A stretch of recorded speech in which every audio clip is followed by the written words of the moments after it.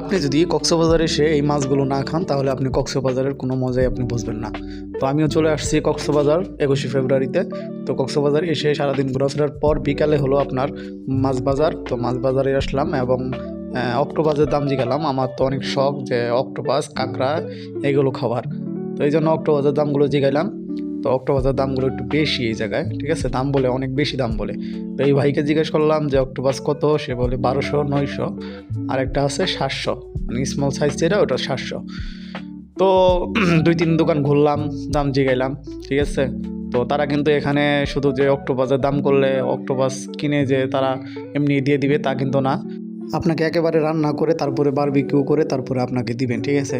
এই যে বড় বড় মাছগুলো দেখতেছেন, চিংড়িগুলো দেখতেছেন, এই মাছগুলো কিন্তু অনেক মজা, ঠিক আছে। আপনারা যদি কক্সবাজার আসেন তাহলে এই মাছগুলো খেতে কখনোই মিস করবেন না। তো সবশেষ আমার অক্টোপাস দাম দর করার পর 400 টাকায় আমার এই অক্টোপাসটা দিয়ে দিল। দিয়ে বললো যে এটা রান্না করে তারপরে ভাইকে দাও, আমাকে বসতে বললো বিল পে করে। তো 400 টাকা বিল পে করার পরে আমরা ওই জায়গায় বসলাম। তো আপনারা দেখতেই পারতেছেন যে এখানে কতগুলো মাছ, ঠিক আছে, সবাই রান্না করে খাচ্ছে, কত সুন্দর করে পুড়িয়ে পুড়িয়ে বারবিকিউ বানাচ্ছে। আর আমাদের অক্টোপাসটা কিন্তু পরিষ্কার করা হচ্ছে এবং পরিষ্কার করার পরে দেখুন এখানে সব কিছু দিয়ে মাখিয়ে তারপরে তেলে ছেড়ে দেওয়া হলো।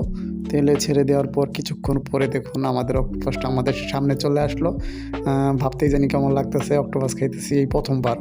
আমি কিন্তু এর আগে অক্টোপাস খাইনি, তো এই তুলনায় আমার কাছে অনেক ভালো লাগতেছে। মোটামুটি আপনাদেরও ভালো লাগবে ইনশাল্লাহ। তো ভিডিওটি ভালো লাগলে লাইক, কমেন্ট, শেয়ার করে পাশে থাকবেন। আল্লাহ হাফেজ, ভালো থাকবেন।